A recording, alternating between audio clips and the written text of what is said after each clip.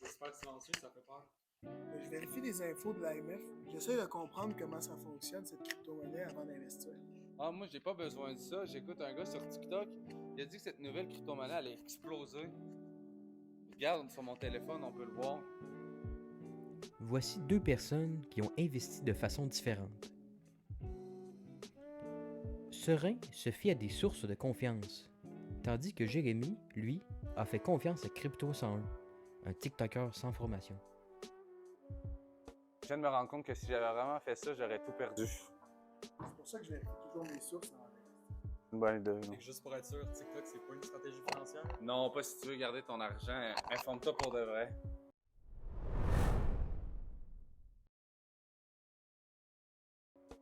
On va commencer par clarifier une chose. Qu'est-ce qu'une crypto-monnaie exactement?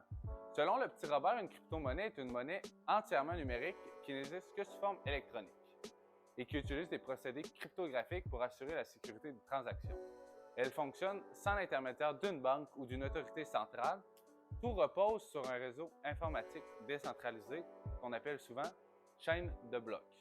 Ça veut dire que personne ne la contrôle officiellement, ni gouvernement, ni institution financière. C'est un réseau décentralisé. Donc, si je comprends bien, si quelque chose se passe mal, il n'y a pas de banque qui peut intervenir. Exactement, et tout repose sur la chaîne de blocs, une sorte de grand registre public placé sur des milliers d'ordinateurs. Chaque transaction est enregistrée, validée, puis liée aux précédentes, ce qui forme une chaîne qui ne peut être modifiée.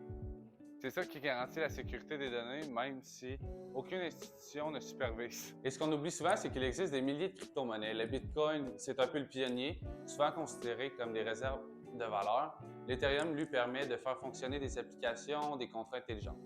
Ensuite, tu as les stablecoins qui imitent la valeur d'une monnaie réelle comme le dollar. Et enfin, tu as les crypto-monnaies très spéculatives, celles qui montent et descendent en flèche. C'est fou, on dirait que ce sont même pas les mêmes technologies tellement les usages changent. Et c'est exactement ça. Et plus une crypto-monnaie est spéculative, plus elle est instable. Regarde le Bitcoin, il peut monter ou chuter de plusieurs milliers de dollars en quelques heures.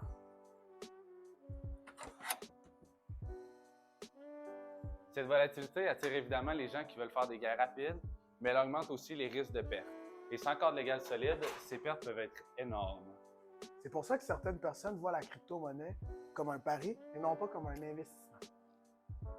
Oui, c'est là que comprendre les bases techniques devient essentiel, parce que quand tu n'as pas cette base-là, tu peux très facilement te faire avoir.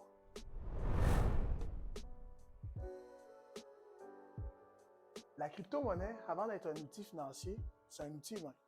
Parce qu'à la base, tout est une question de confiance. À qui faites-vous confiance pour gérer l'argent que vous gagnez? Aux banques? Au gouvernement? Avant cette technologie, c'était le système. Or, si une banque fait faillite ou si une crise frappe, nous sommes impuissants. La crypto-monnaie change cela. Elle propose de placer la confiance non pas à une institution unique, mais dans un réseau informatique partagé. C'est le pouvoir de l'argent rendu aux gens. C'est ce qu'on appelle la décentralisation. C'est vrai qu'on oublie souvent la dimension humaine. L'une des forces les plus importantes de la crypto-monnaie, c'est son rôle dans l'inclusion. Des millions de personnes dans le monde n'ont pas accès à une banque. Mais avec la crypto-monnaie, un simple téléphone suffit. Pas de formulaire, pas d'intermédiaire, pas de barrière administrative. C'est littéralement une banque dans ta poche. Ça change complètement accès à l'économie moderne. Exact. Prenons exemple des transferts d'argent. Quand une personne envoie de l'argent à sa famille qui habite dans un autre pays, les services traditionnels peuvent prendre 5 à 10 % en frais. Avec la crypto-monnaie, les frais sont presque nuls. Ça permet à une famille de conserver une part significative de leur argent pour la nourriture, l'éducation ou la santé. C'est un gain humain direct qui combat la pauvreté. Pendant les crises, les guerres, les catastrophes naturelles et autres, les systèmes bancaires peuvent s'écrouler ou même être bloqués. C'est bien un problème. Des organisations ont utilisé la crypto-monnaie pour envoyer de l'aide financière instantanément directement aux personnes touchées. Pas de bureaucratie, pas d'attente. De plus, les détenteurs de ces crypto-monnaies peuvent voter sur les grandes décisions d'avenir, ce qui est une approche plus démocratique et participative de la gestion des fonds et des projets futurs. C'est une dimension qu'on entend rarement dans les médias. Mais attention, plus on te donne d'autonomie, plus plus on te donne de responsabilités. Perds ta clé privée, c'est terminé. Utilise une mauvaise plateforme, tu peux tout perdre. Et les fraudeurs profitent du manque de connaissances. Ils manipulent l'espoir, la naïveté et le désir de s'enrichir vite.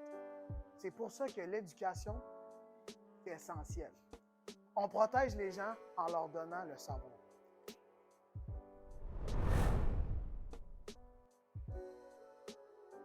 Quand on regarde qui investit réellement dans la crypto-monnaie au Québec, l'étude du Cyrano et de l'AMF montre que ce sont majoritairement des jeunes de 18 à 34 ans. Ils sont curieux, ambitieux, mais ils ont un niveau de connaissance faible à moyen. Ils savent acheter, mais pas forcément évaluer les risques. Et ce qui est encore plus frappant dans cette étude, c'est qu'une grande partie de ces jeunes disent qu'ils s'informent surtout sur les réseaux sociaux. Donc, leur premier contact avec la crypto-monnaie, c'est pas une source spécialisée ou un organisme gouvernemental, c'est souvent une vidéo de 30 secondes ou un influenceur qui promet des gains faciles. Ça crée une illusion de simplicité. On a l'impression que c'est facile d'investir, alors qu'en réalité, il y a énormément de choses à comprendre avant de prendre une décision. Donc, ils investissent, mais sans vision à long terme. Exact, et c'est là que le problème commence. Beaucoup entrent dans la crypto-monnaie en pensant que c'est une façon rapide de faire de l'argent, mais sans vraiment savoir dans quoi ils mettent leur argent. Ce que l'étude montre, c'est que plusieurs jeunes ne connaissent même pas la différence entre une plateforme qui est réglementée et une plateforme qui n'est pas réglementée. Quand on ne fait pas cette différence, tu t'exposes à des risques énormes. L'OCRI explique que les risques sont multiples. La volatilité extrême, les plateformes qui ne sont pas réglementées, les attaques informatiques et l'absence totale des protections financières. Si tu te fais pirater, il n'y a aucun recours. Ce qu'on oublie souvent, c'est que ce ne sont pas seulement les plateformes douteuses qui posent des problèmes. Même les projets qui sont sérieux peuvent être victimes d'attaques ou de bugs. L'OCRI rappelle aussi que certaines plateformes disparaissent du jour au lendemain, mais avec les fonds des utilisateurs. Et comme les cryptos ne sont pas couvertes par une assurance dépôt comme le sont les banques, tu perds tout en une seconde. C'est beaucoup plus fragile qu'on pense. En effet, la plus grande faille, c'est souvent nous, les utilisateurs. Il existe différentes manières de se faire frauder, comme de l'hameçonnage, un moyen par lequel des malfaiteurs seront passés pour des tiers de confiance, comme une banque ou une institution quelconque, ou vous extorquer de l'argent. Et également par des virus ou des vols d'identifiants. Donc, pour protéger sa crypto-monnaie, il faut d'abord protéger sa clé privée. Voici quelques recommandations. Vous pouvez utiliser un hardware wallet, comme ceci, une sorte de clé USB qui va contenir toute votre crypto-monnaie. Vous pouvez également activer la double authentification, c'est très recommandé. Ne jamais partager sa seed phrase, une sorte de code très long qui vous permet d'accéder à votre crypto-monnaie. Et également de vérifier la sécurité des plateformes avant d'investir. Donc, la technologie est solide, mais l'humain peut tout faire tomber. Exact. La chaîne de blocs peut être protégée, mais si tu laisses ta clé privée traîner, tu perds tout. C'est comme si tu laissais traîner tes clés à côté de ta voiture. Le mythe, c'est de penser que la crypto-monnaie est équivalente à une monnaie traditionnelle. Mais l'AMF est très claire, c'est pas une monnaie légale. C'est pas garanti, pas protégé, pas assuré. Une crypto-monnaie, c'est un actif numérique dont la valeur dépend uniquement du marché. Ça veut dire qu'il n'y a pas de banque centrale pour stabiliser la valeur, pas de garantie gouvernementale qui protège ton argent et pas de mécanisme pour revenir en arrière si tu fais une erreur. L'AMF explique aussi que dans certains cas, même une erreur de débutant comme envoyer une transaction à la mauvaise adresse, c'est irréversible. Et on parle ici d'erreurs qui peuvent coûter des centaines, voire des milliers de dollars. Donc, si tout s'effondre, personne ne peut te sauver. Exactement. Et l'Agence de la consommation en matière financière du Canada a publié une infographie géniale. Elle résume les 7 risques majeurs. La fraude, le piratage, l'absence de protection, les transactions irréversibles et même la possibilité de perdre l'accès à ses fonds juste en oubliant son mot de passe. Cette infographie insiste aussi sur un point très important. La crypto-monnaie n'a aucune garantie de valeur. Elle peut prendre beaucoup de valeur, mais elle peut aussi tomber à zéro. Et comme les transactions sont visibles publiquement, les arnaqueurs peuvent analyser les comportements et cibler les nouveaux investisseurs. C'est pour ça que la FCAC insiste autant sur la prudence, la vérification des plateformes et la compréhension des conditions avant d'utiliser. Alors, si je devais résumer, la crypto-monnaie, c'est fascinant, mais si tu veux y toucher, informe-toi pour vrai. Utilise les sources officielles et ne base jamais ton argent sur un influenceur, parce qu'en crypto, la meilleure protection, c'est la connaissance.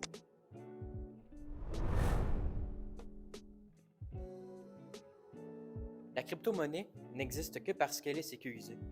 Et cette sécurité repose sur la chaîne de blocs. Comment fonctionne la chaîne de blocs? Imaginez un livre comptable géant partagé sur des milliers d'ordinateurs. Chaque transaction est écrite dans un bloc, et chaque bloc est lié au précédent pour former une chaîne. Modifier une seule page de notre livre ne sert à rien. Les autres copies corrigent automatiquement l'erreur. Modifier une transaction serait presque impossible sans convaincre tout le monde en même temps. C'est ça, la force de la décentralisation. La décentralisation, c'est un des principes clés de la crypto-monnaie. Au lieu qu'une banque ou un gouvernement contrôle toutes les transactions, le pouvoir est réparti entre des milliers d'ordinateurs partout dans le monde. Ça veut dire que personne ne peut modifier les données à sa guise et que le système continue de fonctionner même si une partie du réseau tombe. En gros, la décentralisation rend les échanges plus transparents, plus sécurisés et surtout, elle redonne le contrôle aux utilisateurs. Donc, c'est très difficile à manipuler? Très difficile, mais pas impossible. La chaîne de blocs est robuste, mais elle n'est pas invincible. Il existe des attaques comme l'attaque des 51%, où un groupe prend le contrôle de la majorité du réseau. Certaines failles dans les contrats intelligents peuvent être exploitées.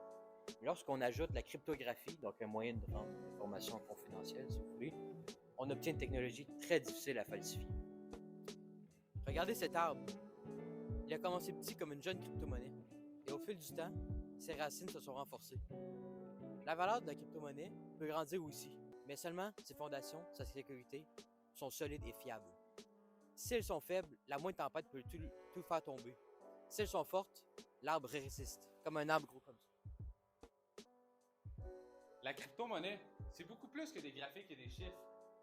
C'est une technologie qui peut aider, connecter et parfois même protéger les gens. Mais c'est aussi un domaine où les risques sont bien réels si on ne s'informe pas comme il faut. Sécurité, compréhension, prudence. C'est ça la base, comme les racines de notre arbre. Merci d'avoir écouté notre capsule. On espère qu'elle vous aura aidé à mieux comprendre la crypto-monnaie. Et surtout, investissez intelligemment. À bientôt!